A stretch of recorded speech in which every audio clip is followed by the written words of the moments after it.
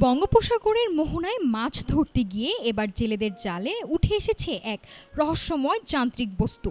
দেখতে টর্পেডো বা ক্ষেপণাস্ত্রের মতো হলেও সমুদ্র বিজ্ঞানীরা বলছেন এটি আসলে পানির নিচে স্বয়ংক্রিয়ভাবে চলাচলকারী এক রোবট যান।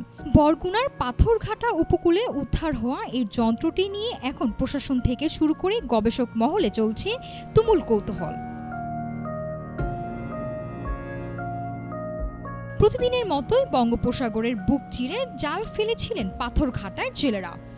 রূপালী ইলিশ কিংবা বড় কোনো সামুদ্রিক মাছের আশায় যখন ভারী হয়ে ওঠা জালটি টেনে তোলা হলো, তখন ডেকের ওপর আছড়ে পড়ল এক অদ্ভুত বস্তু।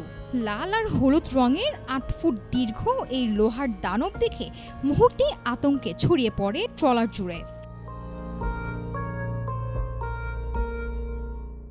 প্রথমে ক্ষেপণাস্ত্রের অংশ ভেবে ভয় পেলেও সোমবার সকালে জেলেরা সেটি নিয়ে আসেন উপকূলে।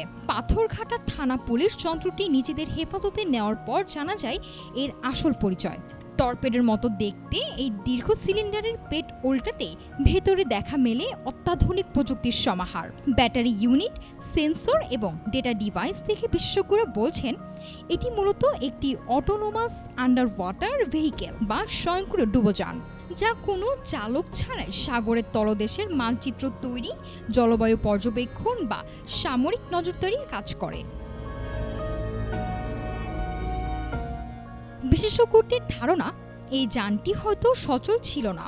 শক্তির অপচয় বা যান্ত্রিক ত্রুটির কারণে এটি দিক হারিয়ে স্রোতের টানে বাংলাদেশের জলসীমায় ভেসে এসেছে। তবে প্রকৃত রহস্য উন্মোচনে প্রয়োজন গভীর প্রযুক্তিগত বিশ্লেষণ ও এর গায়ের সিরিয়াল নম্বরের যাচাই।